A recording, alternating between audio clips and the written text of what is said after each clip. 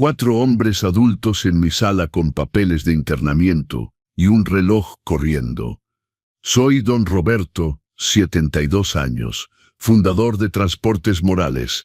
Piensan que soy carga vencida, pero olvidaron quién es dueño de la flotilla y tiene la última palabra. El aroma del café de olla, recién preparado, todavía perfumaba el comedor, mezclado con el olor del mole poblano que yo mismo había preparado desde temprano. El mantel bordado de Oaxaca, el que traje hace 40 años cuando me casé con mi Guadalupe, estaba impecable, esperando los platos que nunca se servirían. Mis 4 hijos, hombres que cargué en mis brazos, que amamanté con el sudor de mi frente, y la grasa de los tráileres de su padre, estaban parados frente a mí.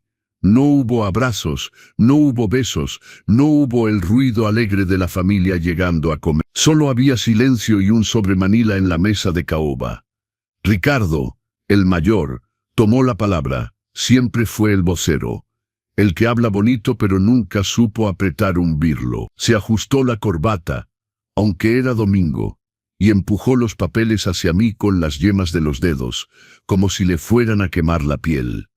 Papá, hemos hablado extensamente con doctores, abogados. Es por tu propio bien. Su voz temblaba ligeramente, pero sus ojos estaban fríos. Firmamos tu ingreso a una excelente residencia geriátrica. El lugar es un paraíso. Jardines, personal de enfermería las 24 horas. El coche de la residencia ya está afuera esperando.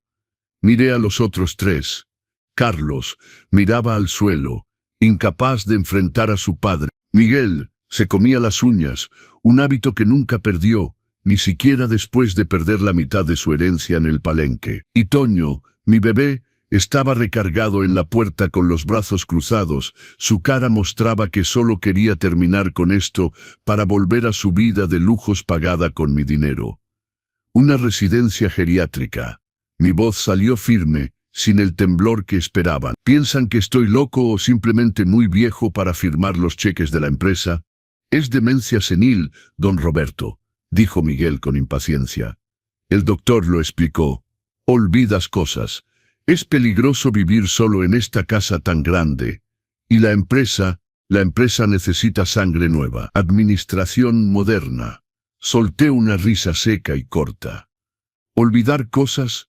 Yo recordaba el precio del diésel. Sabía exactamente qué día del mes venía cada uno de ellos pidiendo dinero prestado para tapar los hoyos que ellos mismos cavaban. ¿Tienen una hora, papá? Ricardo interrumpió mis pensamientos, tocando el reloj caro que yo le había regalado la Navidad pasada. 1 hora para empacar tu ropa, artículos de aseo. No necesitas muebles. Allá tienen todo. Cerramos la casa en cuanto te vayas. Sentí un dolor agudo en el pecho, un dolor físico, como si una de esas cadenas de carga se hubiera reventado y me hubiera golpeado de lleno. No era dolor de enfermedad, era dolor de traición. Miré alrededor de esa sala.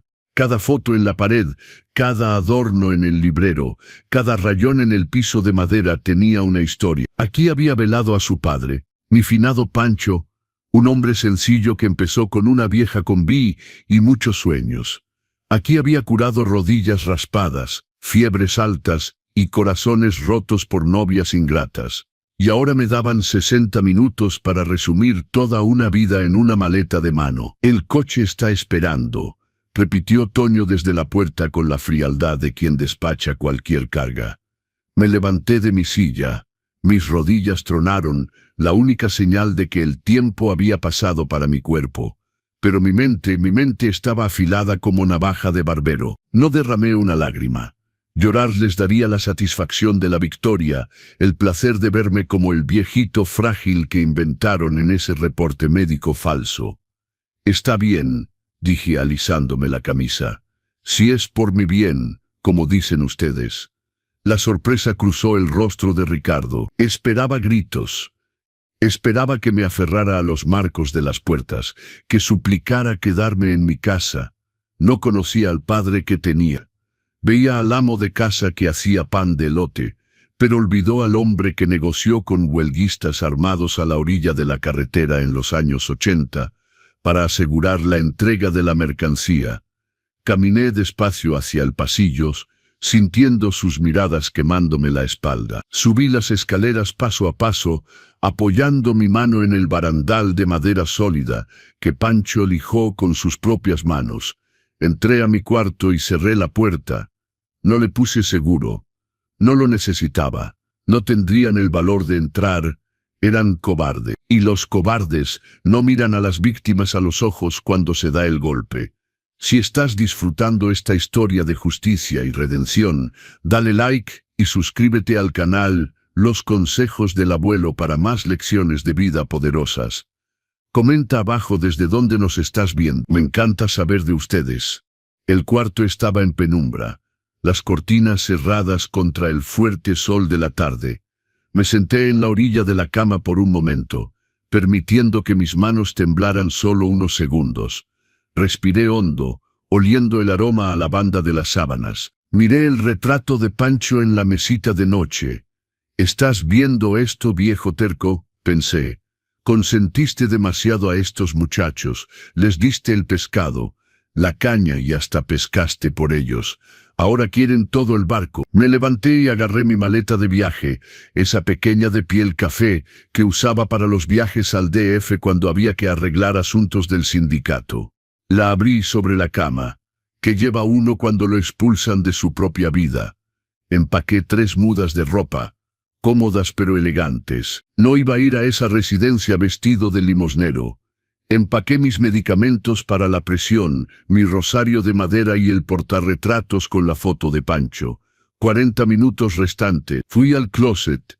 Aparté los abrigos de invierno que casi nunca usaba y palpé el fondo falso del cajón de calcetines. Mis hijos pensaban que conocían la casa, pensaban que sabían dónde estaba la caja fuerte, esa grande detrás del cuadro en la oficina donde guardábamos escrituras viejas y algo de efectivo.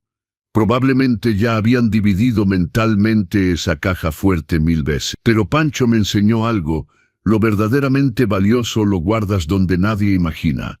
Jalé el fondo falso del cajón y extraje una carpeta delgada de piel negra, casi imperceptible.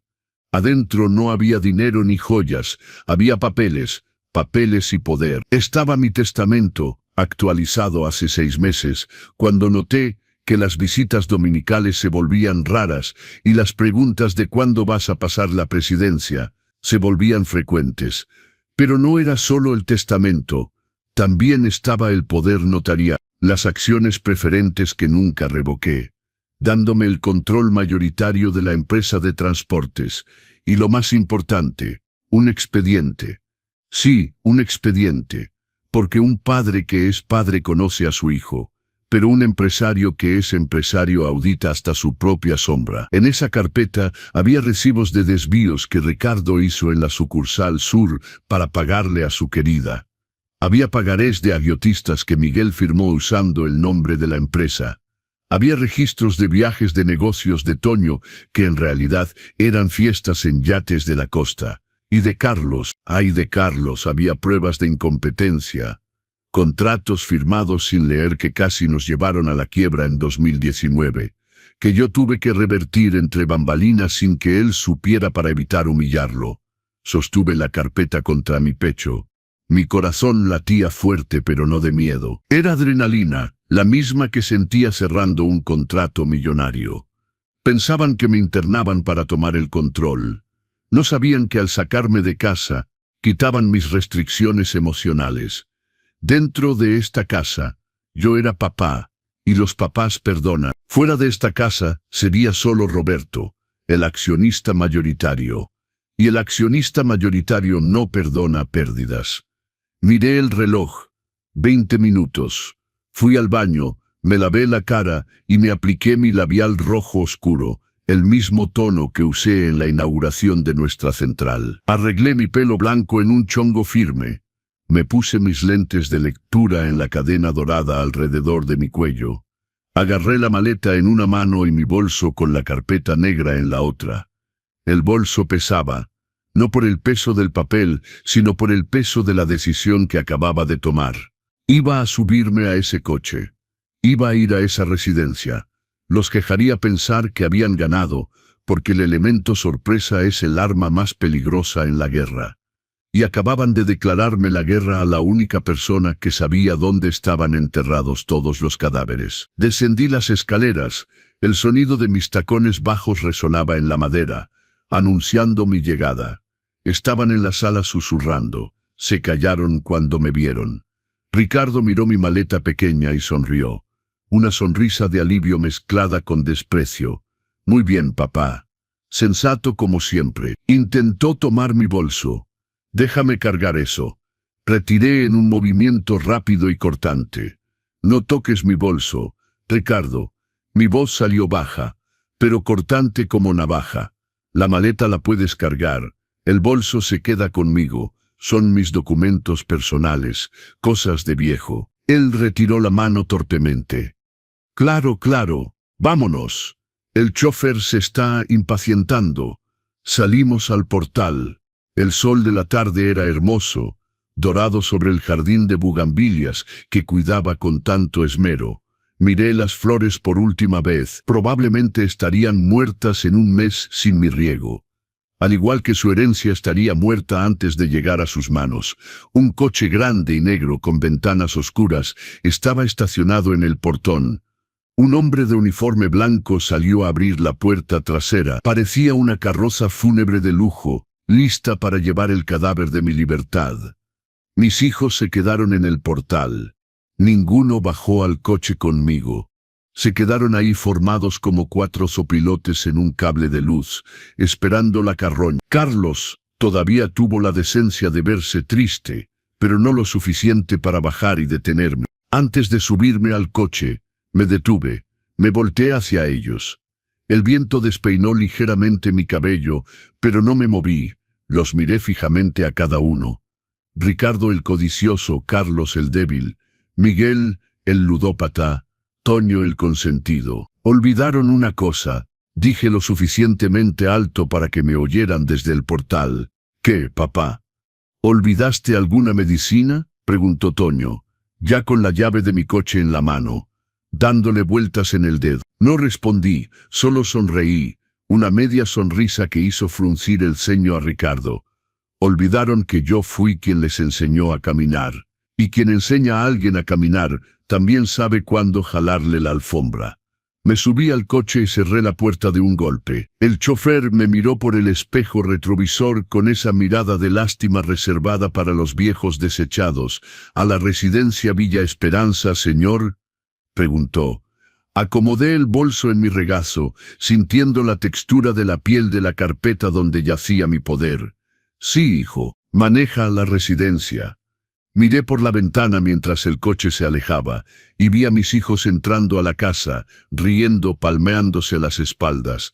Que los muchachos jueguen a ser amos del mundo unos días. El coche aceleró, dejando atrás 60 años de vida, y 4 extraños que alguna vez llamé hijos, me dieron 1 hora para empacar, pensando que terminaban mi historia.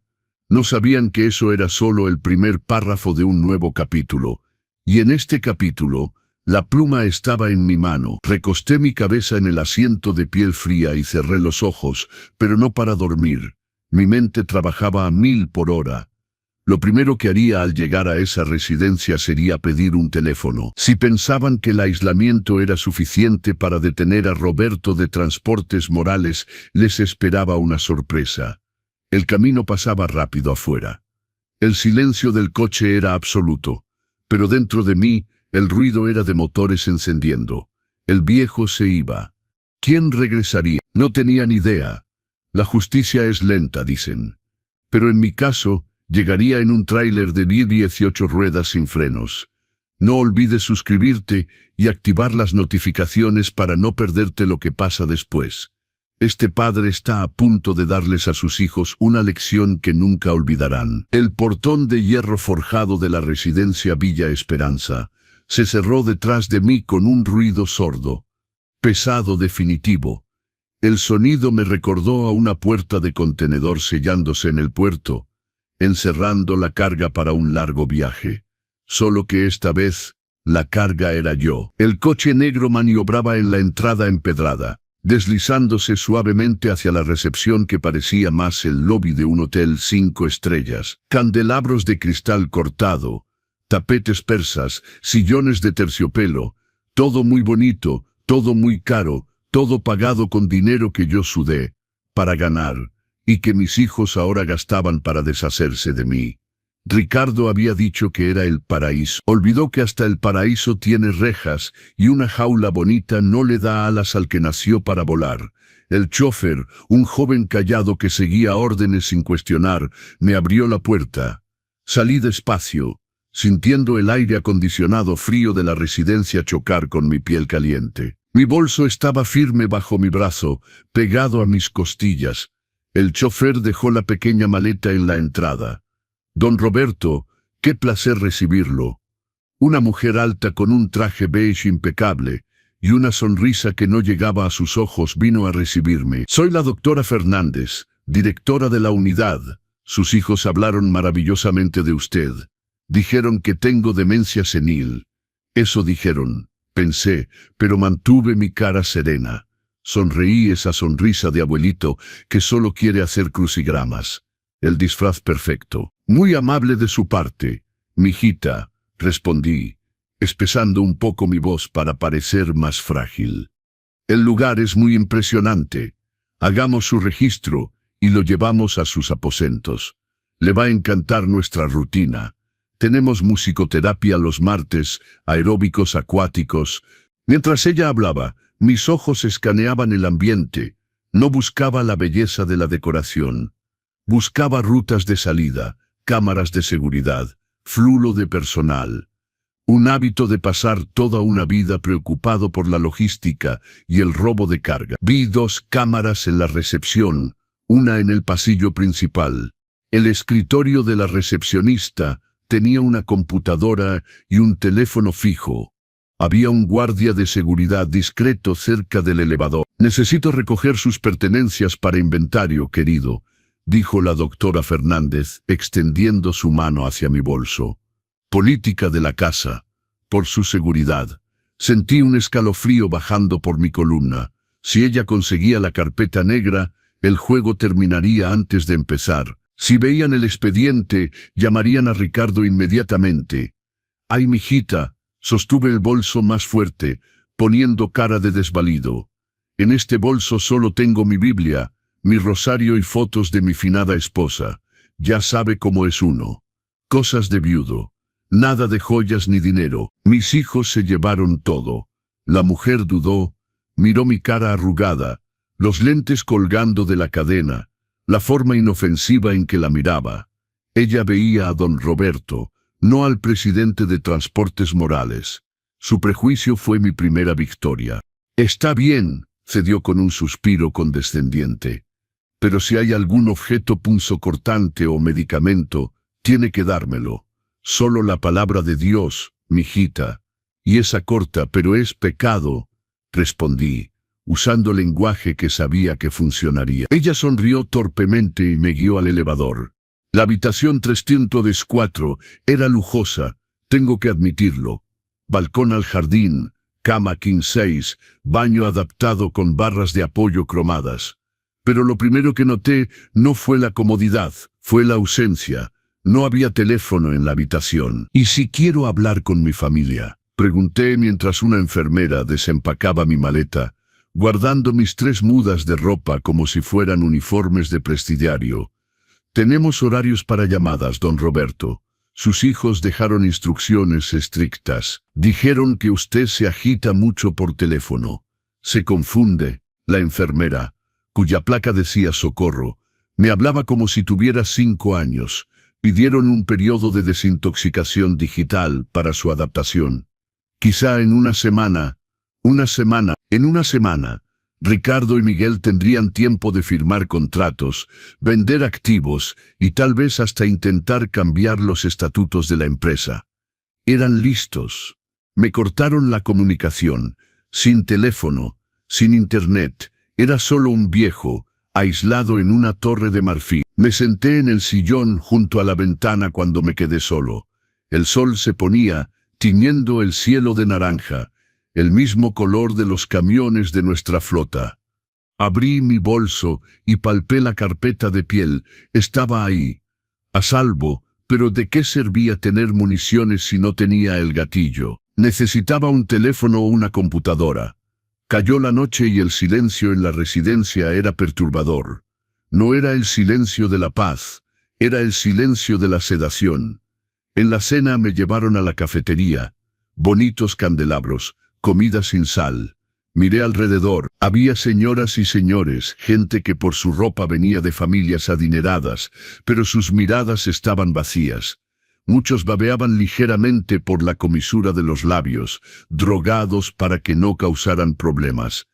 Aquí tiene, querido, para dormir bien. La enfermera Socorro colocó un vasito pequeño con 2 pastillas de colores junto a mi plato de sopa. ¿Qué es esto?, le pregunté. Vitaminas y un relajante. El doctor lo recetó. Tomé el vasito, miré las pastillas. Reconocí esa azulita, era un sedante fuerte. Domador de leones, como le decían los choferes. Si tomaba eso, mi mente se nublaría. Perdería la única ventaja que tenía, mi lucidez. Fingí tomar un sorbo de agua y me eché las pastillas en la boca. Con la lengua, las empujé hacia mi cachete. Un truco que aprendí viendo a mi marido fingir tomar sus medicamentos del hígado. Tragué el agua, le sonreí a la enfermera, y en cuanto volteó la espalda, escupí las pastillas en la servilleta de papel, la doblé y me la metí al bolsillo. Esa noche, acostado en la cama extraña, no dormí. Me quedé escuchando los sonidos del edificio. Pasos en el pasillo a las 2 de la mañana, el zumbido de los elevadores de servicio, el sonido de un camión de basura afuera. Camión, mi mente hizo clic. Logística. Todo lugar necesita logística. Esta residencia consume alimentos, medicamentos, productos de limpieza, oxígeno. Todo esto llega en ruedas. Y donde hay ruedas, hay choferes. Y donde hay choferes, hay mi gente. Me levanté antes del amanecer. Mis rodillas dolían. La humedad del lugar era diferente a la de mi casa, pero ignoré el dolor. Me puse mi mejor conjunto de lino, peiné mi cabello blanco y me apliqué mi labial. Si iba a la guerra, iría de uniforme. Bajé al jardín en cuanto liberaron las habitaciones a las 7 de la mañana. El aire estaba fresco. Caminé por los senderos de piedra, fingiendo admirar las orquídeas, pero mis ojos buscaban el área de servicio. La encontré en la parte trasera, escondida por un seto de hibiscos. Había movimiento. Una camioneta blanca descargaba cajas de suministros. El chofer, un hombre fornido de unos 50 años, con una toalla en el hombro y la gorra al revés, revisaba una tabla con sujetapapeles. Me acerqué despacio. El guardia de la caseta de seguridad estaba distraído en su celular. A ironía del destino, tenía lo que yo más necesitaba y no lo valoraba. Me detuve cerca del seto. El chofer de la camioneta maldecía entre dientes cuando una caja se cayó. «¿Pero qué chingados de factura es esta?», refunfuñaba, limpiándose el sudor de la frente. «¿Es error de facturación o falta confirmación de entrega? Si el manifiesto no coincide con la carga, no firmes el acuse de recibo», dije con voz firme. «Regla número 1, si firmas, la pérdida es tuya». El hombre se sobresaltó y me miró. Vio a un hombre de 72 años parado en medio de los arbustos. «Buenos días, señor», dijo un poco incómodo. «Solo algunos problemas con el papeleo aquí. Cosas de entrega. Si el manifiesto no cuadra con la carga, no firmes el recibo», dije acercándome más. «Regla número 1. Si firmas, la pérdida es tuya». Me miró con curiosidad, entrecerrando los ojos. Esto no era plática de abuelito de asilo. Esto era plática de carretera. «¿Usted entiende de esto, señor? Hijo, yo he cargado México en mi espalda desde antes de que tú nacieras. Soy Roberto de Transportes Morales». Los ojos del hombre se abrieron como platos. Se quitó la gorra en un gesto automático, casi instintivo de respeto. En el mundo del transporte, Transportes Morales era leyenda. 30 años de pagos puntuales, fletes justos, respeto a los troqueros. Don Roberto, el rey de la carretera. Parecía no poder creerlo. Mi papá trabajó para usted en los 90. El mula de hierro, ¿se acuerda? Sonreí. Una sonrisa real por primera vez en 24 horas. Claro que me acuerdo. Era un Mercedes Son 13 azul. Tu papá era Tomás el Guerrerense. Así es, yo soy Chuy. Sonrió, mostrando un diente de oro. ¿Pero qué hace aquí, don? Yo escuché que usted todavía manejaba todo en la oficina. Estoy tomando unas vacaciones forzadas, Chuy, dije, bajando la voz y mirando alrededor. Mis hijos piensan que estoy muy viejo. Me encerraron aquí y me quitaron mi teléfono. La expresión de Chuy cambió. El respeto se convirtió en indignación. La clase trabajadora entiende mejor que nadie la injusticia, y los troqueros odian la traición. Le quitaron su teléfono, don. Eso es juego sucio. Don Pancho estaría revolcándose en su tumba. Chuy, necesito un favor. Fui directo al punto. No había tiempo que perder. No necesito dinero ni rescate. Necesito una línea. Necesito hacer una llamada. Miró hacia la caseta del guardia de seguridad, luego a mí. Sin dudar, metió su mano en el bolsillo de sus jeans desgastados y sacó un celular con la pantalla estrellada. «Tiene minutos, don Roberto. Puede usarlo. Yo entretengo al de la caseta aquí». Tomé el aparato con manos temblorosas. Ese pedazo de plástico y vidrio barato valía más que todo el oro que había dejado en la caja fuerte de la casa. Marqué el número de memoria. No era el número de mi casa ni el de la empresa, era el número personal del licenciado Ávila, mi abogado personal desde hace... El único que Ricardo no podía comprar, porque Ávila tenía principios y porque yo le pagaba el triple. Sonó una vez, 2 veces, 3 veces. Bueno, la voz ronca y adormilada de Ávila contestó. Ávila, soy yo. No digas mi nombre, solo escucha. Roberto, Dios mío. ¿Dónde estás? Ricardo me llamó diciendo que tuviste un colapso, que estabas incomunicado en una residencia. Estaba preparando un habeas corpus, pero tienen un reporte médico. Olvida el habeas corpus por ahora, Ávila. El reporte es falso, pero eso lo tumbamos después. Ahora necesito detener la hemorragia. Mi voz tomó el tono de mando que hacía temblar las paredes de las salas de juntas. Piensan que tienen la empresa porque tienen mi silla, pero olvidaron quién tiene las contraseñas maestras del banco. ¿Qué quieres que haga? Activa el protocolo de freno de emergencia ahora mismo. Escuché el silencio al otro lado de la línea.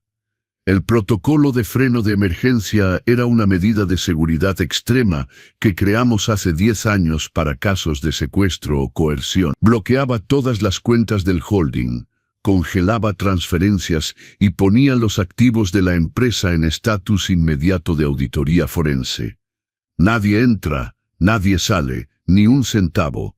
Roberto, esto va a paralizar la flotilla. Causará caos. Los muchachos no van a poder pagar ni el diésel de la próxima semana. Exactamente, Ávila.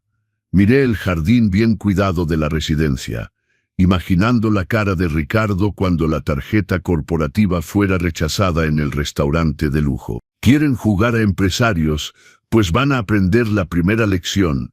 Sin flujo de efectivo, el motor se funde. En cuanto a ti, ¿estás seguro? Estoy en la central de distribución. Ávila, bromeé, mirando a Chuy que cuidaba la entrada. Tengo mis contactos, bloquea todo y prepara el papeleo para la toma de control. Quiero una auditoría de cada factura que emitió Miguel en los últimos 5 años. ¿Entendido?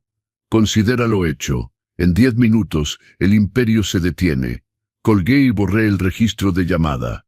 Devolví el teléfono a Chuy. Gracias, hijo.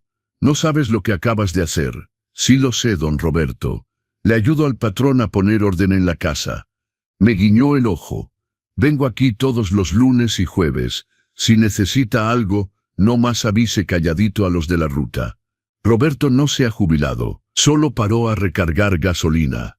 Regresé al jardín principal con mi corazón latiendo en un ritmo firme y fuerte. Caminé hacia una banca de madera bajo un árbol frondoso y me senté. Abrí mi bolso, saqué mi rosario y empecé a rezar como un buen viejito inofensivo. Mientras pasaba las cuentas de madera entre mis dedos, empecé a imaginar lo que estaba pasando allá afuera. En este momento, Ricardo debe estar llegando a la oficina, sentándose en mi silla de piel, poniendo los pies en mi escritorio de caoba. Debe estar llamando a la secretaria, ordenando un expreso y sintiéndose rey del luendo. Pronto sonaría su teléfono. Sería el gerente del banco. Licenciado Ricardo, tenemos un problema. Las cuentas están congeladas, todas. Luego llamaría Carlos desde el departamento de compra. Ricardo, los proveedores de diésel no recibieron el anticipo. Están cortando el suministro. Y Toño. Toño llamaría desde la agencia de autos importados, donde probablemente estaba intentando comprar un coche nuevo con el bono, que pensaba que iba a recibir. No pasó el coche, carnal. Salió bloqueado. Una sonrisa delgada brotó en mis labios. Me dieron 1 hora para salir de casa. Yo tomé menos de 5 minutos para quitarles el piso de debajo. Miré mis manos. Eran manos arrugadas con manchas de la edad. Venas prominentes, manos que habían lavado ropa en tinas de cemento, que habían cambiado llantas de camión bajo la lluvia, que habían firmado contratos millonarios. Miraban estas manos y veían debilidad. Veían el pasado. Lo que no entendían es que el pasado es la cimentación. Y cuando metes mano a los cimientos de un edificio sin saber lo que haces, el techo se te cae en la cabeza. La doctora Fernández apareció en la puerta de vidrio que daba al jardín, haciéndome señas. Don Roberto, hora de la terapia ocupacional. Vamos a pintar en lienzo hoy. Me levanté despacio apoyándome en la banca. Guardé el rosario. Ya voy, mijita, grité de vuelta con voz temblorosa. Caminé hacia ella, manso como un cordero. Por dentro era un lobo que acababa de encerrar a las zorras en el gallinero y tirar la llave. Querían mi internamiento. Pues bueno, ahora yo estaba seguro aquí adentro con cama, comida y ropa limpia. Ellos allá afuera estaban a punto de enfrentar el verdadero infierno. Y lo mejor de todo, sin papá para limpiarles el desastre. Entré al salón de artes, tomé un pincel y miré el lienzo en blanco. La maestra, una joven animada, preguntó, ¿qué va a pintar hoy, don Roberto? Un paisaje, flores. Hundí el pincel en pintura roja, un rojo vivo, color de alerta, color de pérdida, color de sangre. No, mijita, respondí, comenzando a trazar líneas firmes en el lienzo. Hoy voy a pintar una tormenta. Y el primer trueno estaba a punto de reventar en los teléfonos de mis hijos. Pasé los siguientes 3 días pintando tormentas. Mientras los demás residentes dibujaban floreros y gatitos dormidos, yo llenaba mis lienzos con nubes grises, relámpagos cortando el cielo y mares agitados. La terapeuta, una muchacha dulce llamada Marina, miraba mis pinturas con preocupación, anotando cosas en su portapapeles. Poco sabía ella que esto no era señal de perturbación mental, sino más bien un pronóstico del clima para las vidas de mis hijos. La rutina en la residencia era como un reloj suizo. Todo a tiempo, todo limpio, todo estéril. Café a las 8, medicamentos a las 9, que yo seguía escupiendo en servilletas, actividades a las 10. Era el tipo de paz que compras para alguien que ya está muerto, pero olvidó acostarse en el ataúd. Yo, sin embargo, estaba más vivo que nunca. Con cada carada del postre de gelatina, sin sabor, imaginaba el teléfono sonando en el escritorio del presidente de Transportes Morales. Sabía exactamente cómo funcionaba el protocolo de freno de emergencia. Era silencioso el primer día, una transferencia rechazada aquí, un pago congelado al proveedor allá, pero al tercer día, el aceite empezaba a derramarse del motor. Fue el miércoles por la tarde cuando terminó la calma. Yo estaba en el jardín sentado en mi banca usual, fingiendo leer una revista vieja de chismes, cuando vi el coche de Ricardo entrar a toda velocidad por el portón. No se detuvo en el estacionamiento de visitas, dejó su coche importado bloqueando la entrada. casi golpeando la ambulancia de la unidad. Sonreí por dentro, pero por fuera ajusté mis lentes e hice mi mejor cara de ausente. Venía marchando hacia mí con Miguel pisándole los talones. Ricardo, quien siempre se vestía como lord inglés, traía la camisa por fuera y la corbata floja. Miguel se comía las uñas con tanta fuerza que parecía que quería arrancarse los dedos. «Papá», gritó Ricardo, ignorando a la enfermera que pedía silencio. «Papá, necesitamos hablar ahora». Levanté lentamente los ojos como si despertara de una siesta. «Ricardo». «Miguel». Mi voz salió temblorosa, exagerando la actuación. «Ay, pero ya es domingo otra vez. ¿Cómo vuela el tiempo en este lugar bendito?» «No es domingo, papá, es miércoles», replicó Miguel, sudando a mares. «Algo pasó con las cuentas de la empresa. El banco congeló todo». «¿Todo? ¿Todo?» Abrí los ojos grandes, llevándome la mano al pecho. «¿Congelaron? ¿Será que es día festivo del banco? En mis tiempos había muchos de esos. No es día festivo». Ricardo se arrodilló frente a mí, poniéndose a la altura de mis ojos. Su olor era a cigarros y café rancio. «Papá», el gerente dijo que fue una orden de bloqueo interno.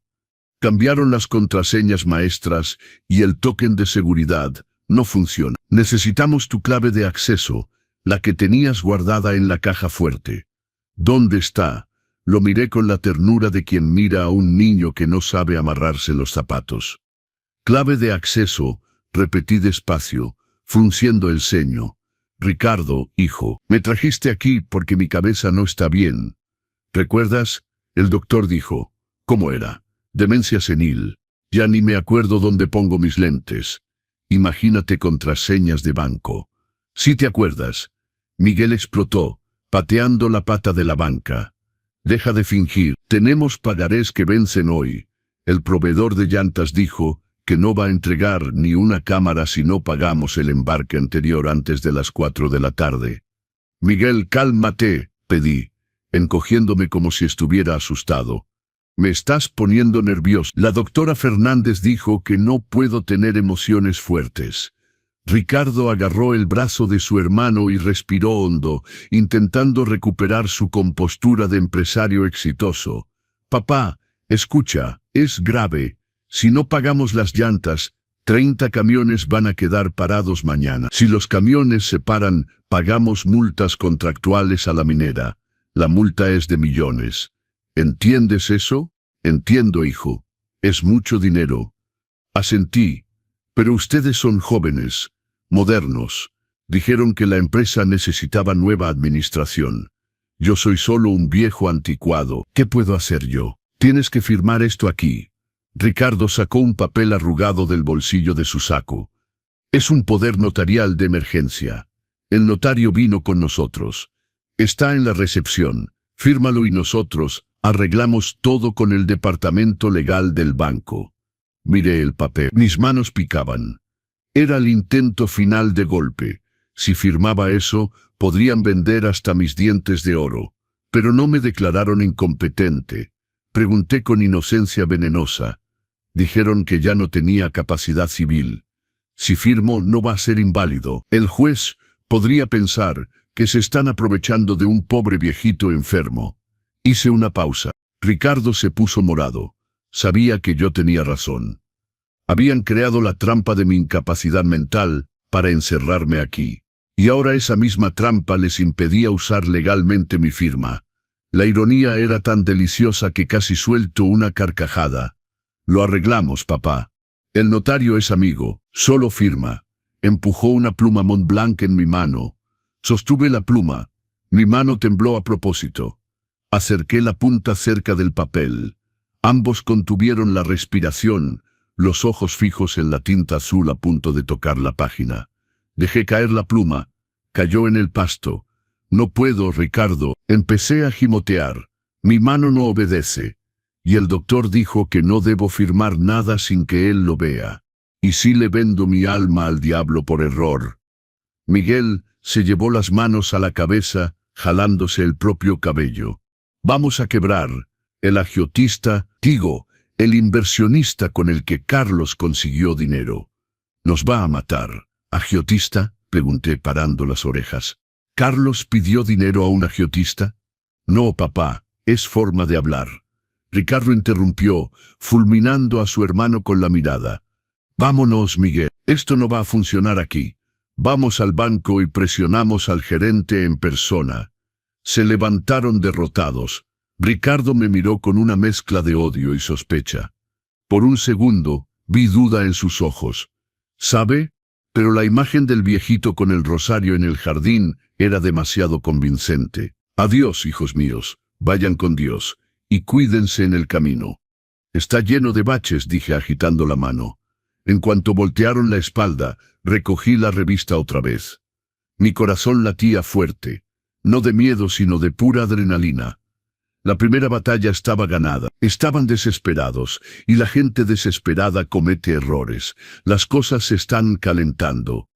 Si estás amando esta clase magistral de estrategia, dale like y suscríbete a los consejos del abuelo. Deja un comentario diciéndome desde dónde nos ve. ¿Estás con el equipo de Don Roberto, o los hijos merecen otra oportunidad? El jueves, día de entrega, fui a buscar a Chuy en la parte de atrás. Esta vez no necesitaba esconderme tanto. La seguridad de la residencia se había relajado conmigo. Después de todo, era el abuelito amigable que pintaba cuadros. Chuy estaba descargando cajas de pañales para adulto. Se veía tenso. Don Roberto susurró, recargándose en la cerca. Las cosas se están poniendo feas allá afuera. Cuéntame todo, Chuy. La flotilla de la sucursal de Monterrey se paró esta mañana temprano, sin diésel. La gasolinera Social les cortó el crédito. Los choferes están enfurecidos. Don, se enteraron que la gerencia no pagó el viático de comida. La gente habla de huelga general el lunes. Excelente, respondí secamente. ¿Y mis hijos? Ricardo corrió a su secretaria vieja, la señora Martha, porque no sabía dónde estaba el libro de contraseñas maestras. Carlos, pues dicen que Carlos llegó hoy a la empresa con un ojo morado. Parece que los cobradores no les gustan los retrasos. Sentí una punzada de lástima por Carlos. Siempre fue el más débil, el que se dejaba llevar por los demás. Pero la lástima no paga las cuentas. Y él firmó mis papeles de internamiento junto con sus hermanos. Uno cosecha lo que siembra. Chuy, pon atención. Saqué un pedazo de papel doblado del bolsillo de mi camisa. Este es el teléfono del presidente del sindicato de troqueros, don Macario. Es mi compadre. Llámale. Dile que el patriarca mandó mensaje. ¿Cuál es el mensaje, don Roberto? Dile que la administración actual es ilegítima. Y si estalla la huelga, que estacionen los camiones frente a la casa de Ricardo en el fraccionamiento, Las Lomas Verdes, no en la empresa, en su casa. Quiero ver al barrio Fresa lidiar con 50 tráileres tocando el claxon a las 5 de la mañana. Chuy soltó una risa ahogada, moviendo la cabeza con admiración. Es usted el diablo, don Roberto. Solo soy un padre educando a sus hijos, Chuy. A veces la nalgada tiene que ser pública. El fin de semana en la residencia fue tenso. No recibí visitas, pero sentía la electricidad en el aire. La doctora Fernández me miraba de reojo. Probablemente porque el cheque del pago mensual había rebotado. Yo comía mi sopa y rezaba mi rosario, la imagen de la serenidad. Pero por dentro era un lobo que acababa de encerrar a las zorras en el gallinero y tirar la llave. Pero el lunes trajo la confrontación que yo había estado esperando. Estaba en mi habitación cuando la puerta se abrió sin tocar. No eran enfermeras, eran los cuatro. Ricardo, Carlos con lentes oscuros para esconder su ojo morado, Miguel y Toño. Y esta vez no había máscaras de buenos hijos. Entraron como pandilla. Toño cerró la puerta con seguro y se recargó contra él. La habitación parecía demasiado pequeña para tanto ego herido y tanta testosterona barata. Se acabó el teatro, Roberto. Ricardo siseo. Ni siquiera me dijo papá. Sabemos que fuiste tú. Yo seguía sentado en el sillón, tejiendo una bufanda que nunca terminaría. ¿Yo? ¿Yo qué? Ávila, dijo Miguel, su voz temblando de rabia. El abogado del banco se le salió. Dijo que una orden de auditoría forense fue presentada por el licenciado Ávila en nombre del accionista mayoritario. Tú bloqueaste todo. Ah, Ávila. Dejé de tejer y coloqué las agujas en mi regazo. Es un buen hombre, siempre muy eficiente. ¿Tienes idea de lo que has hecho? Toño gritó desde la puerta. Hay troqueros haciendo una carnita asada en mi banqueta. La policía no puede quitarlos porque es una protesta sindical pacífica. Mi esposa se fue de la casa con los niños. Me arruinaste la vida. Les di una hora, ¿recuerdan? Hablé quedito, pero mi voz llenó la habitación. Me levanté despacio. No necesité apoyo. Me paré erguido, enfrentándolos. El viejito senil se había ido de paseo. Quien estaba aquí era el dueño de la flotilla. Una hora para empacar 60 años. Pensaron que podían desecharme como una llanta calva y seguir rodando el camión. Vas a desbloquear las cuentas ahora. Ricardo avanzó un paso amenazante. O vamos a presentar una interdicción total. Vamos a probar que estás loco, que estás dilapidando el patrimonio. Solté una risa corta. ¿Dilapidar? Ricardo, desviaste $200,000 de la sucursal sur para comprarle un departamento a esa querida tuya en Puerto Vallarta. Vi el color drenarse de su cara. Y tú, Miguel, las facturas de mantenimiento fraudulentas. Cambiamos el mismo motor de Scania 4 veces en el mismo mes. ¿Crees que no leo los reportes? El silencio que cayó en la habitación era pesado, sofocante. Carlos bajó la cabeza. Toño dejó de darle vueltas a la llave del coche en su dedo. Se dieron cuenta que no era solo un bloqueo bancario. Yo sabía, lo sabía todo. El expediente, susurró Miguel. La carpeta negra que desapareció de la caja fuerte. Está en un lugar muy seguro, confirmé, caminando hacia la ventana y mirando el jardín. Y hay copias. Muchas copias. Si me pasa algo, digamos, que si tengo un accidente aquí en la residencia, o si mi salud empeora misteriosamente, ese expediente va directo al SAT y a la fiscalía. Me volteé hacia ellos. Parecían niños asustados que rompieron el jarrón favorito de mamá. Solo que el jarrón era una empresa de 40 años y mamá no iba a darles palmaditas en la cabeza. ¿Qué quieres?, preguntó Carlos con voz ahogada. Te sacamos de aquí. Te regresamos la presidencia. Solo detén esto, por favor. El agiotista dijo que me va a romper las piernas mañana. Miré a Carlos. El ojo morado bajo los lentes oscuros era real. Su dolor era real. Pero la lección no estaba terminada todavía. Si cedía ahora, volverían a ser los mismos parásitos en 6 meses. No, respondí firmemente. Me estoy gustando aquí. La comida está desabrida, pero la compañía es mejor que la de ustedes. Me quedo. ¿Quedarte? Ricardo casi se atraganta. ¿Pero qué hay de la empresa? ¿El bloqueo? La empresa se queda parada hasta que aprendan el valor de cada centavo que sudé para ganar. Caminé hasta Ricardo y le arreglé el cuello de la camisa en un gesto paternal que lo hizo estremecerse. Quisieron jugar a dueños. Pues resuélvanlo, negocien con el sindicato sin dinero. Convenzan a los acreedores sin garantías. Hagan magia. Papá, esto es una locura. La empresa va a quebrar en 1 semana, gimió Toño. Si quiebra, quiebra. Yo construí desde cero una vez. Volveré a construir. Yo tengo el conocimiento. Ustedes solo tienen la avaricia. Regresé a mi sillón y recogí mi tejido. Ahora lárguense. Es hora de mi telenovela. Y díganle a la doctora Fernández que su pago va a llegar tarde este mes. Se quedaron congelados un momento, estupefactos, incapaces de procesar la inversión de poder. Yo, el prisionero, tenía la llave de su celda. Ellos, los carceleros, estaban atrapados en la libertad que tanto querían. Uno por uno salieron de la habitación. El sonido de sus pasos en el pasillo era el sonido de la derrota. Yo estaba solo otra vez. La habitación estaba en silencio, pero mi mente ruidosa. Había presionado el botón nuclear. La empresa estaba sangrando. Mis hijos estaban en peligro real. Carlos podría salir lastimado de verdad. Sentí un apretón en mi corazón, Era instinto de padre gritando que lo salvara, que firmara el cheque, que arreglara todo como siempre lo hacía. Pero tragué las lágrimas. Si los salvaba ahora, los perdería para siempre. Necesitaban tocar fondo para descubrir que el suelo que pisaban estaba hecho de mi sacrificio. El calendario en la pared de mi oficina marcaba 6 meses desde el día que regresé a la silla del presidente. 6 meses desde que el camión rojo de Chuy se estacionó en el patio y yo bajé para apagar el incendio que mis propios hijos habían iniciado.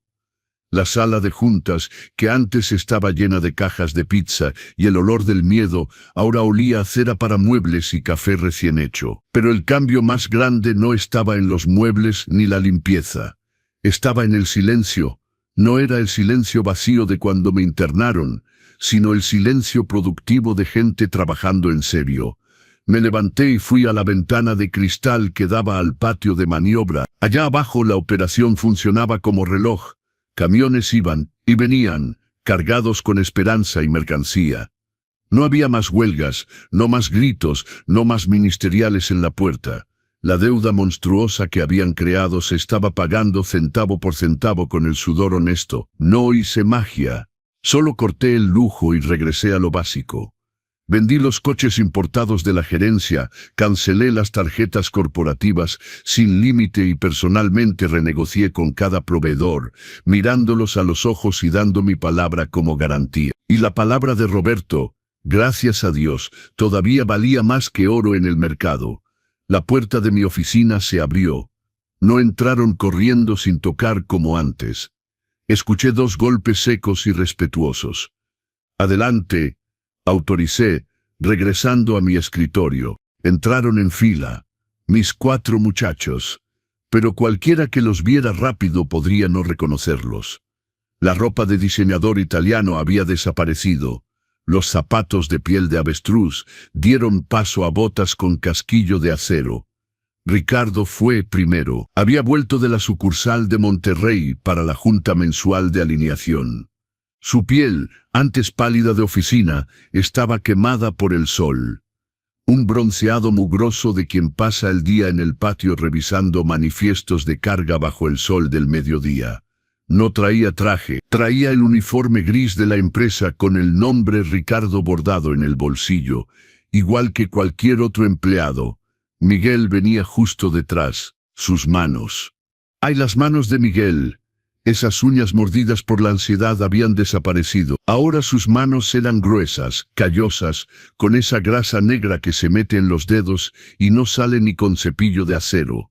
Traía un ligero olor a aceite de diésel y estopa. Toño, mi bebé, parecía haber ganado como 10 kilos, pero no de whisky y botanas. Era masa muscular. Cargar cajas y ayudar en mudanzas hizo que sus hombros se ensancharan. Cojeaba un poco, resultado de una caja que le cayó en el pie la semana pasada, pero no se quejaba. Y Carlos traía una carpeta de archivo bajo el brazo. Usaba lentes recetados ahora, de tanto leer letra chiquita en contratos viejos en el archivo muerto. Su postura, siempre encorvada, estaba más derecha. Parecía haber encontrado en medio del polvo y papel viejo la columna vertebral que siempre le faltó. «Siéntense», señalé las sillas simples de madera, que mandé a poner para reemplazar los sillones giratorios de piel. Demasiada comodidad da sueño, y nadie aquí estaba para dormir. Se sentaron. No había arrogancia en sus miradas. Había cansancio, sí, pero había algo nuevo. Dignidad. «Reporte de la sucursal norte, don Roberto», dijo Ricardo, colocando una carpeta sencilla en la mesa. No me dijo papá. En horas de trabajo, yo era el presidente. Logramos reducir el tiempo de carga en un 20%. Descubrí que los montacarguistas hacían una ruta innecesaria en el almacén. Cambié el layout. Tomé la carpeta y la abrí. Los números estaban ahí, claros, sin maquillaje contable. ¿Y cómo descubriste eso, Ricardo?, pregunté, poniéndolo a prueba. «Porque estuve ahí en el montacargas con ellos», respondió, mirándome a los ojos. «Cuando sientes el calor del planchón, entiendes por qué la operación se atrasa». El viejo gerente, el viejo gerente que era yo, Solo veía la hoja de cálculo en el aire acondicionado. Asentí, cerrando la carpeta. Una ligera sonrisa de aprobación, casi imperceptible, se escapó de mis labios. Muy bien, ¿y el taller Miguel? Miguel se aclaró la garganta. Parecía orgulloso de una forma extraña. Recuperamos 3 motores que iban a la basura, don. El maestro Toribio me enseñó a rectificar la cabeza en lugar de comprar refacciones cuevas carísimas. Ahorramos 800.000 al peso solo este mes. Recordé las facturas falsas que solía firmar antes. Ahora estaba emocionado por ahorrarle dinero a la empresa, no gastarlo. ¿Y ya aprendiste la diferencia entre un desarmador de cruz y uno de paleta? Comenté, mirando sus dedos. Aprendí que si no aprietas bien el birlo, el motor pierde aceite en la carretera y el chofer se queda varado. Bajó la cabeza, humilde. Aprendí que la seguridad del chofer depende de mis manos sucias. Miré a Toño. ¿Y las entregas, Toño? ¿El cliente del Oriente todavía se queja? No, don. Movió la cabeza. Fui yo personalmente a entregarle los muebles. Subí 4 pisos de escaleras porque el elevador no cabía el sofá. La señora de la casa me ofreció café y me agradeció llorando. Dijo que nunca la habían tratado tan bien en una empresa de mudanza. Toño, el playboy que solo frecuentaba áreas VIP, ahora tomaba café de olla en tazas de peltre en casas de gente sencilla y se sentía satisfecho con un gracias. ¿Y tú, Carlos? ¿Encontraste más esqueletos en el closet? Carlos ajustó sus lentes y abrió su carpeta. Encontré una cláusula de seguro que no estábamos usando, don Roberto. Tenemos derecho a un reembolso retroactivo de 5 años por la flota detenida en mantenimiento. Ya armé el caso y se lo mandé al licenciado Ávila. Debería meter como 4 millones de pesos al flujo la próxima semana. 4 millones de pesos. Carlos, el incompetente como le decían sus hermanos, acababa de pagar la nómina del mes con atención al detalle. Me recargué en mi silla. El silencio regresó a la habitación, pero ahora era un silencio cómodo. Miré a esos 4 hombres y por primera vez en años vi a los hijos que Pancho había soñado. No eran perfectos. Todavía tenían deudas personales que pagar. Todavía vivían en departamentos rentados más chicos porque habían perdido las residencias. Todavía se quejaban del dolor de espalda, pero eran hombres, hombres de verdad. ¿Saben por qué los cité hoy? Pregunté. Se miraron entre ellos, aprensivos. El miedo al viejo todavía existía. ¿Para correarnos?, preguntó Ricardo con un hilo de voz. Sé que la sucursal norte mejoró, pero no los cité para correrlos. Lo interrumpí, los cité porque hoy es viernes. Y en Transportes Morales, el viernes es día de raya. Saqué 4 sobres Manila del cajón. Eran los recibos de nómina, salarios de mercado, compatibles con las funciones que ahora desempeñaban. Gerente de patio, ayudante de mecánico, ayudante de mudanza, archivista. Sin bonos millonarios, solo lo justo. Empujé los sobres por la mesa. Los tomaron como si fuera lo más valioso del mundo. Y lo era. Era el primer dinero limpio que ganaban en mucho tiempo. Pueden revisarlo, dije. Los descuentos por las pérdidas que causaron ya están descontados. No va a sobrar mucho, pero va a alcanzar para pagar renta y comida. Ricardo sostuvo el sobre y sus ojos se llenaron de lágrimas. Papá, empezó, y esta vez lo permití. Tenías razón en todo. Pensábamos que la empresa era una vaca lechera, que nunca se secaba. No sabíamos el peso de la cubeta. La cubeta es pesada, hijo, respondí, sintiendo un nudo en la garganta. Y quien carga la cubeta tiene que tener brazos fuertes y columna derecha. Ustedes tenían la columna chueca de la vanidad. Tuve que romperla para arreglarla. Me levanté y fui a la puerta de la oficina, abriéndola. Váyanse. El turno terminó, pero el lunes quiero a todos puntuales. Ricardo regresa al norte en el primer camión. Se levantaron. Uno por uno pasaron junto a mí. No hubo abrazos melosos ni disculpas dramáticas. Hubo apretones de manos firmes, apretones de manos de gente cerrando un contrato de respeto mutuo. Cuando Carlos, El último estaba saliendo, se detuvo y me miró. El ojo morado había sanado hacía meses, pero la lección permanecía. Gracias, papá, susurró, por no darte por vencido con nosotros, aunque merecíamos que nos tiraras a la calle. Los padres no se dan por vencidos, Carlos. Los padres educan. A veces con un beso, a veces con el cinturón. Ustedes necesitaban el cinturón de la realidad. Cerré la puerta cuando desaparecieron por el pasillo. Regresé a la ventana. Vi a los 4 caminando por el patio hacia la parada del camión. Estaban platicando, riéndose de algo. Miguel empujó juguetonamente el hombro de Toño. Parecían hermanos otra vez, no socios rivales tratando de derribarse. Bajé al patio. Necesitaba sentir el suelo de mi empresa. El sol se estaba poniendo, tiñendo el cielo de ese naranja que tanto me gustaba, el color de la pintura de nuestro primer camión. Pasé por el taller. Los mecánicos estaban lavando las manos para irse a casa. Don Roberto, el maestro Toribio, el jefe de mantenimiento, vino a saludarme. El joven Miguel le está agarrando la onda, ¿sabe? Hoy identificó un ruido en el diferencial solo con oír el motor funcionando. Sonreí, sintiendo el pecho caliente. Sale a su padre. Don Pancho también tenía talento para la grasa. Seguí caminando hacia la cafetería. Las cocineras estaban limpiando todo. El olor a frijoles de la olla todavía estaba en el aire. Don Roberto, le guardé un pedazo de pan de elote, gritó María, una cocinera de 20 años en la empresa.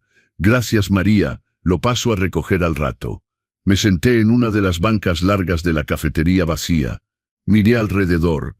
Este lugar era el corazón de la empresa. Aquí comían los choferes, los mecánicos, los ayudantes, todos la misma comida. Mis hijos, por años, se asquearon de entrar aquí.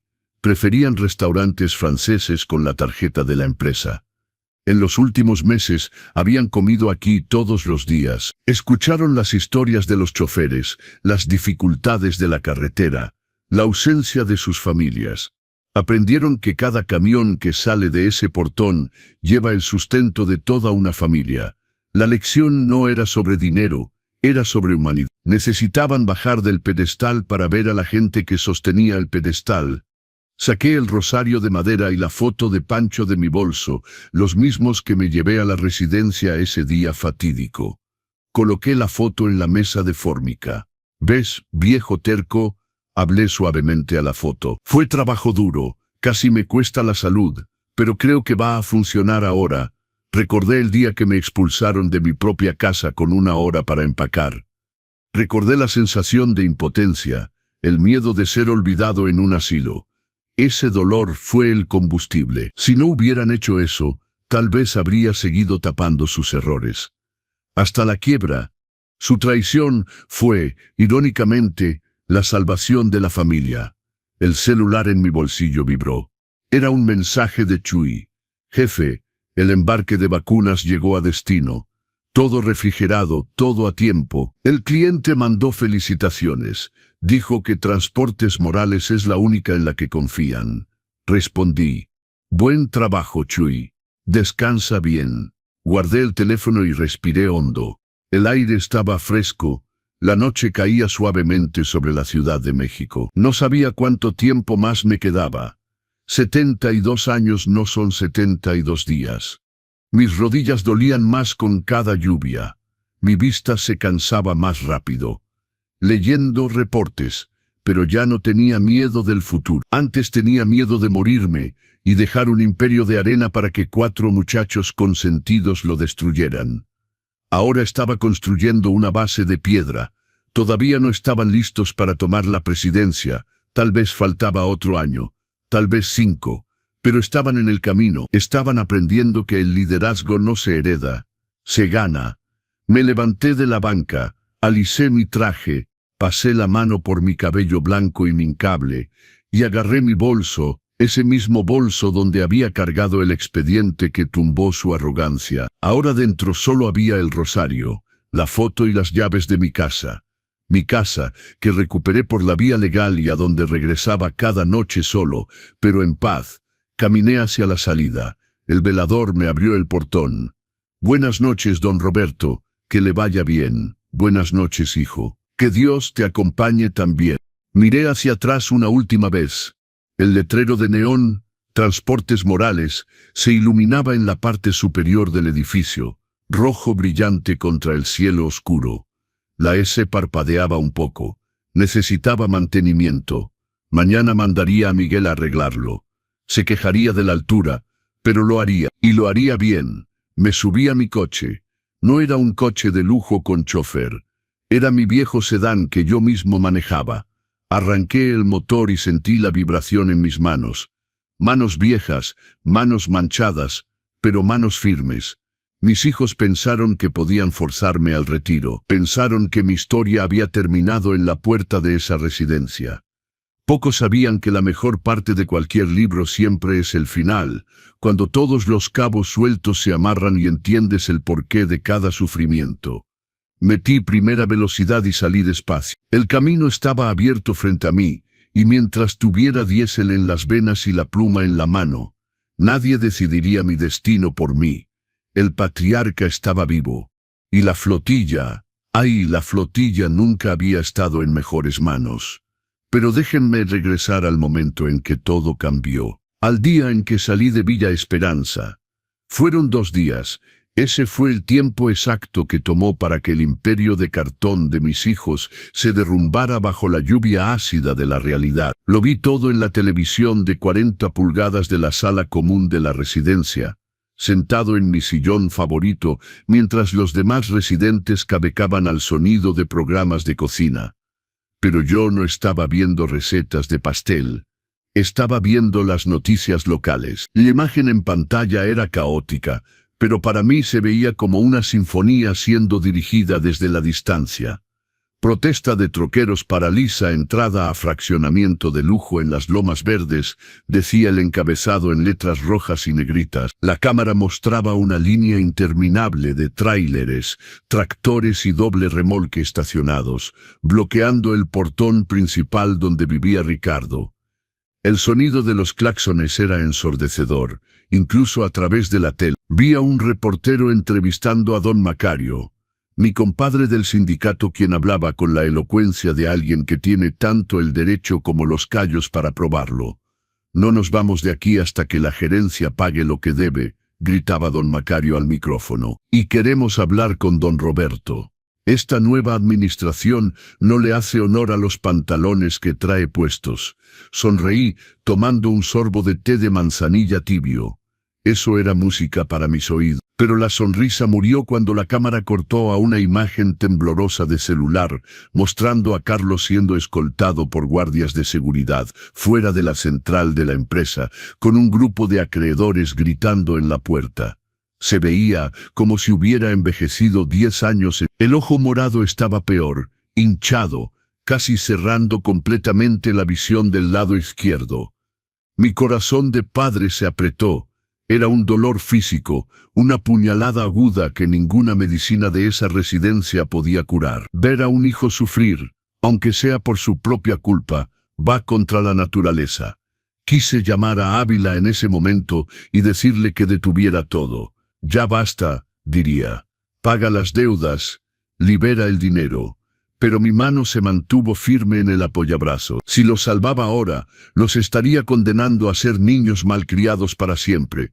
El acero solo se endurece en el fuego, y ellos necesitaban arder un poquito más para convertirse en hombres. Don Roberto. La voz de la doctora Fernández me sacó de mis pensamientos. Me volteé despacio. La postura de la directora había cambiado. La arrogancia pulida de quien trata con un viejo desechable había desaparecido. En su lugar había ansiedad nerviosa. Sostenía un portapapeles contra su pecho como escudo. Sí, mijita, respondí, manteniendo el personaje sereno. Ha habido un pequeño problema administrativo con su mensualidad prepagada. El cheque que dejó su hijo Ricardo. Bueno, el banco lo regresó por fondos insuficientes. Tragó grueso. Intentamos contactar a los otros responsables, pero nadie contesta. El dulce sonido de cheques rebotados, Ricardo, que siempre presumía de crédito ilimitado, ahora no podía ni pagar el asilo de lujo donde encerró a su padre. «Qué pena, doctora Fernández», hice una cara de desaprobación. «Mis muchachos deben ser muy olvidadizos. Ya sabe cómo están las cabezas de los jóvenes hoy en día, llenas de aire. Comprenderá que no podemos mantener el hospedaje sin garantías». Intentó ser firme, pero sus ojos seguían desviándose a la tele donde la imagen del caos de la empresa se reproducía en loop. Ya debía haber sumado 2 más 2. El viejito senil del cuarto 304 era el dueño de ese huracán en las noticias. «No se preocupe, mijita». Me levanté, alicé mi camisa y me quité mis lentes de lectura. «Mi estancia aquí terminó. Mi chofer viene por mí en 10 minutos. Pero no puede irse, don». El reporte médico, el internamiento involuntario, caminé hasta ella, invadiendo su espacio personal. No necesité pararme de puntitas para parecer más grande. Mi presencia llenaba la habitación. «El reporte es falso, doctora Fernández, y usted lo sabe». Aceptó mi internamiento sin exámenes, solo con la palabra de 4 hombres que pagaron una cuota de urgencia bien gorda. Vi el pánico surgir en sus ojos. Yo no sabía, no. «Mi abogado, el licenciado Ávila, está llegando con un actuario y un equipo médico independiente para una valoración. Si yo fuera usted, empezaría a preparar las excusas para el Consejo Médico Estatal». Se puso pálida, retrocediendo 2 pasos. «Perdone, yo... Ahora si me disculpa, tengo una empresa que salvar». La dejé tartamudeando en el lobby y fui a la habitación a recoger mi maleta. No me llevé todo.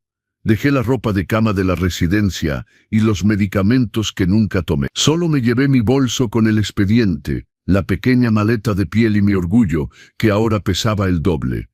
Cuando bajé, Ávila estaba en la recepción. No estaba solo.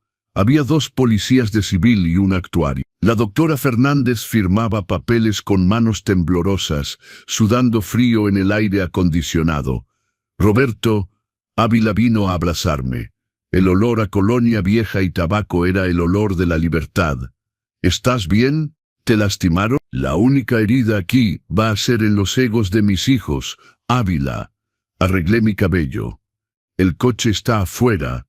El coche y Chuy insistió en manejar su propio camión. Dijo que el patrón no se sube a un Uber. Solté una risa buena y libre. Caminé por la puerta principal de la residencia sin mirar atrás. El sol de la tarde me pegó en la cara y respiré hondo el aire contaminado de la Ciudad de México. Sabía a Victoria. En la calle, estacionado ilegalmente y ocupando 3 lugares, estaba el camión de Chuy. Un Scania rojo, pulido, brillando como joya. Él estaba en la puerta, sonriendo de oreja a oreja. «La carroza ha llegado, don Roberto», gritó. Subí a la cabina con su ayuda. Mis rodillas se quejaron, pero la sensación de estar arriba, viendo el mundo desde arriba, valía cualquier dolor. «A la central, Chuy. Vamos a ver qué queda de mi escritorio». El viaje a Transportes Morales fue rápido. Chuy cortó el tráfico con la habilidad de quien conoce cada bache del asfalto. Cuando llegamos al patio de la empresa, la escena era de guerra. Había mantas, llantas quemadas en la banqueta. El olor a hule quemado entraba por las ventanas y mucha gente gritando. Pero cuando el camión rojo apareció en la esquina, y Chuy tocó el claxon en un ritmo específico, 3 cortos, 2 largos, el viejo código anunciando la llegada del patrón. El silencio se extendió como ola. Bajé. Ávila estacionó su coche justo atrás. Don Macario, el líder sindical, vino corriendo. Él, un hombre de 2 metros con barba encanecida, tenía lágrimas en los ojos. «Don Roberto, gracias a Dios que está vivo». Decían que estaba babeando en un asilo. «Las malas hierbas no mueren fácil, Macario». Apreté su mano callosa. «Dile a todos que apaguen los fuegos y despejen los portones. El pago sale hoy». «¿Lo garantiza usted, don?» «Soy Roberto, Macario. ¿Alguna vez ha rebotado mi palabra?» Movió la cabeza, se quitó la gorra con respeto y se volteó a la multitud. «Despejen todo, compas». El patrón regresó. Don Roberto regresó. El grito de celebración que explotó en el helio hizo temblar el suelo. Empleados administrativos aparecieron en las ventanas, aplaudiendo. Sentí una emoción fuerte en la garganta, pero la tragué. No era hora de llorar, era hora de cobrar. Entré al edificio administrativo. El guardia de la recepción, Joel, casi me saludó militar. El elevador privado estaba bloqueado, pero tenía la llave maestra en mi bolso. Subí directo al piso 10, el penthouse donde estaba la oficina del presidente. El pasillo estaba silencioso, un contraste brutal con el ruido afuera. La nueva secretaria, una joven que no conocía, intentó detenerme. No puede entrar ahí, señor. Están en junta de crisis. Mijita, yo soy la crisis. Empujé las puertas dobles de caoba y entré. La escena que encontré en la sala de juntas era patética. La mesa ovalada, que había visto firmas de contratos que cambiaron el sector logístico del país, estaba cubierta con envoltorios de comida rápida, latas de bebidas energéticas y papeles arrugados. El aire estaba viciado, oliendo a sudor y miedo. Mis 4 hijos estaban ahí. Ricardo sentado en mi silla en la cabecera de la mesa, pero se veía pequeño en ella. Su corbata deshecha, su camisa manchada de café. Miguel paseaba de un lado a otro, masticando lo que quedaba de sus uñas. Toño estaba tirado en un sofá en la esquina con la cabeza entre las manos. Y Carlos estaba sentado junto a la ventana, sosteniendo una bolsa de hielo en su cara. Cuando la puerta se azotó detrás de mí, brincaron.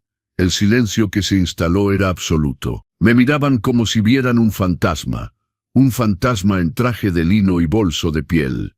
«Papá», susurró Ricardo. Su voz falló.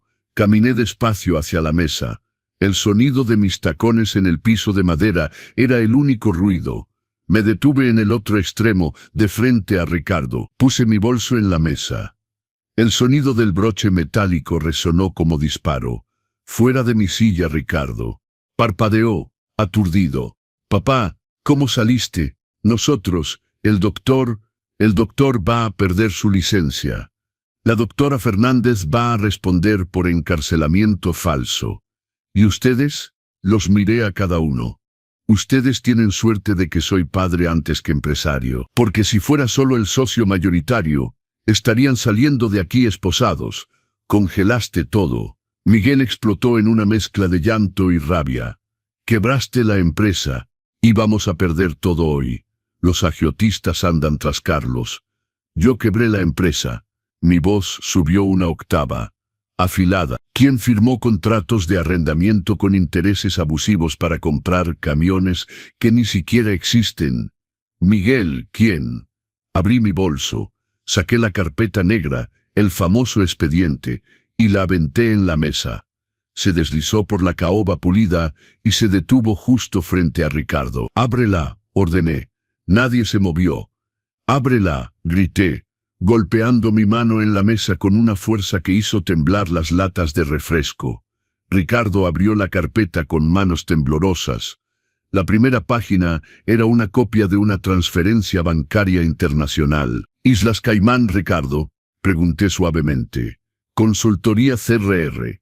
¿Pensaste que no vería los desvíos mensuales de $50,000 disfrazados de consultoría de sistemas? Yo que he revisado cada diésel desde...» «Cállate», me volteé hacia Toño. «¿Y tú, mi bebé? ¿El Playboy?»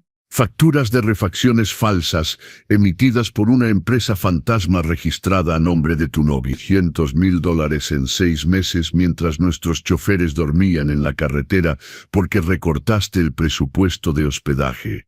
Toño se encogió en el sofá, llorando bajito. Miguel, lo señalé sin siquiera mirarlo a los ojos. Deudas de Palenque pagadas con efectivo de mantenimiento bajo el agua. Pusiste en riesgo la vida de nuestros choferes, Miguel.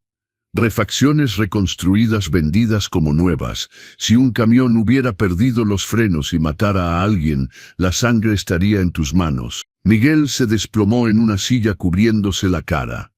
Caminé hacia Carlos. No me miraba, el ojo morado palpitaba. Era el único que parecía estar verdaderamente avergonzado. Y tú, Carlos, el débil. Firmaste deudas que no eran tuyas para impresionar a estos 3 buitres, y ahora quien paga es la empresa. Lo siento, papá, sollozó. No supe decir que no. Pues vas a aprender, porque desde hoy la palabra no va a ser lo que más escuches. Regresé a la cabecera de la mesa. Ricardo todavía estaba sentado ahí, paralizado. Dije fuera de mi silla. Se levantó, tropezando, casi cayendo. La postura de CEO visionario había desaparecido. Todo lo que quedaba era un hombre mediocre que intentó usar zapatos muy grandes. Me senté. El cuero de la silla crujió, amoldándose a mi espalda como un abrazo viejo. Apoyé los codos en la mesa, entrelacé los dedos y miré a los 4 hombres derrotados frente a mí. Esta es la situación, empecé con la voz calmada de quien dicta un testamento. Ávila ya desbloqueó las cuentas operativas. Los salarios se están pagando ahorita. Los proveedores críticos recibirán pago antes de que termine el día. La huelga se acabó.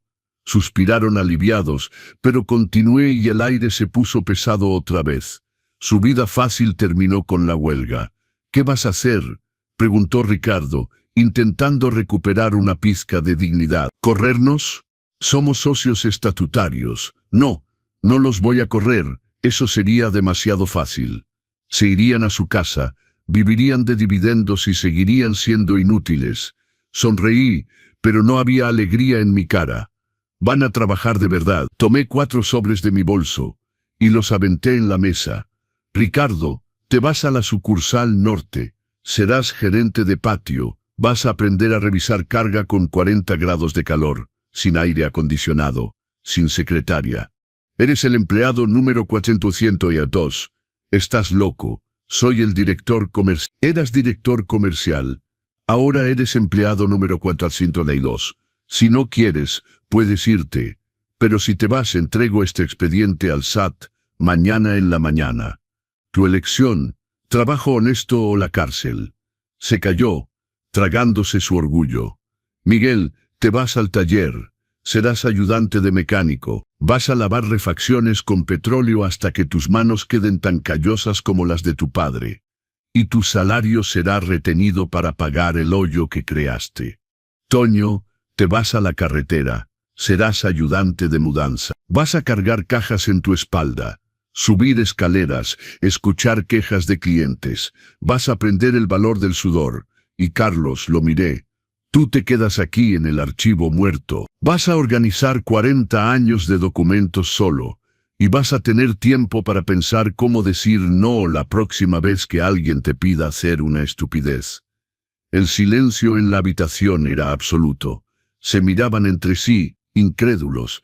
Esperaban gritos, tal vez hasta golpes, quizá expulsión. Pero trabajo, duro. Ese era el peor castigo para quienes nacieron con cuchara de plata.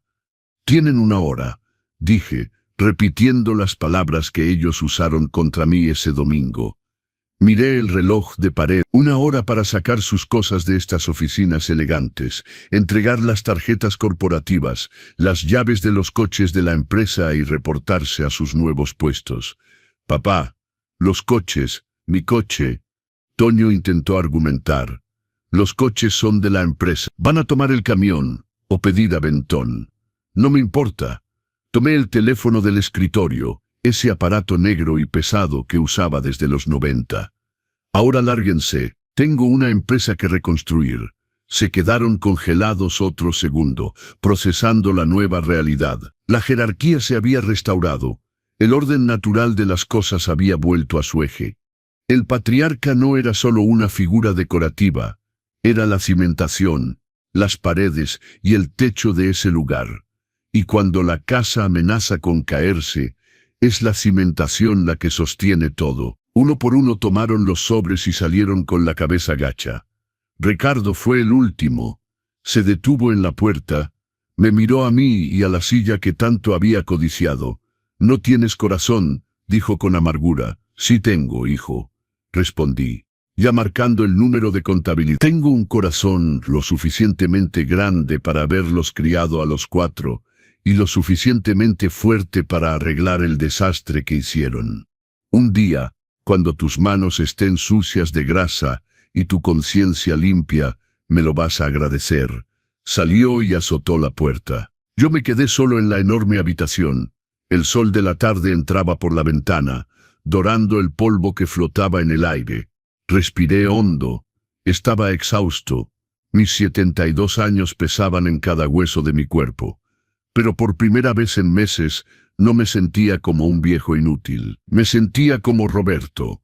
Y así, amigos, pasaron esos 6 meses que ya les conté. 6 meses de verlos transformarse. 6 meses de dolor, sudor y aprendizaje. Ahora parado en mi oficina mirando el patio donde trabajan, sé que tomé la decisión correcta. Todavía no están listos para la presidencia. Tal vez en 1 año, tal vez en 5. Pero están en el camino correcto. Aprendieron que el liderazgo no se hereda. Se gana con las manos sucias y la espalda dolorida. Mis hijos pensaron que podían forzarme al retiro con 1 hora para empacar. Pensaron que mi historia terminaba en la puerta de Villa Esperanza. Pero ellos olvidaron algo fundamental: quien enseña a alguien a caminar también sabe cuándo jalarle la alfombra. Y cuando la alfombra se jala, o aprendes a mantener el equilibrio, o te caes de boca. Ellos se cayeron, pero yo estuve ahí para enseñarles a levantarse, porque eso es lo que hacen los padres de verdad. No te dan todo, te enseñan a ganártelo. Miro la foto de Pancho en mi escritorio. Lo logramos, viejo. Fue doloroso, pero lo logramos. El teléfono suena. Es Chuy. Ton, el embarque a Tijuana salió perfecto. 0 retrasos. Bien hecho, hijo. Nos vemos el lunes. Cuelgo y miro por la ventana una última vez. El letrero de neón, Transportes Morales, brilla contra el cielo del atardecer. La S ya no parpadea. Miguel la arregló ayer. Se quejó de la altura, pero lo hizo bien. Me pongo mi saco, tomo mi bolso y salgo de la oficina. En el estacionamiento está mi viejo sedán. Lo arranco y siento el motor vibrar. Mientras salgo del patio, veo a mis 4 hijos subiendo al camión de personal. Van cansados, sucios, pero van juntos. Van platicando, van sonriendo, van siendo hermanos otra vez. Sonrío y acelero hacia mi casa. Esa casa que recuperé, donde ahora vivo solo pero en paz. Porque al final del día, no importa cuántas batallas ganes en la oficina si pierdes la guerra en casa. Yo estuve a punto de perderlo todo. Pero me dieron 1 hora para empacar, y en esa hora empaqué mi dignidad, mi fuerza y mi estrategia. Ellos pensaron que me quitaban todo. No sabían que me estaban dando el arma perfecta. Tiempo para planear. Y cuando un viejo con experiencia tiene tiempo para planear, los jóvenes con arrogancia no tienen ninguna oportunidad. Esta es la lección que quiero que se lleven, amigos. Nunca subestimen al que construyó lo que ustedes solo heredaron, porque quien puso los cimientos sabe exactamente dónde están las grietas, y cuando llegue el momento, sabrá exactamente dónde empujar para que todo se venga abajo. Pero también sabrá cómo reconstruir, porque eso es lo que hacen los patriarcas verdaderos. No solo construyen imperios, construyen hombres, y eso, mis amigos, vale más que todo el oro del mundo. Gracias por acompañarme en esta historia. Si te gustó, no olvides darle like, suscribirte a los consejos del abuelo y compartir esta historia con alguien que necesite escucharla. Déjame en los comentarios, ¿qué harías tú en el lugar de don Roberto? ¿Perdonarías más rápido o fuiste más duro? Nos leemos en la próxima historia. Que Dios los bendiga.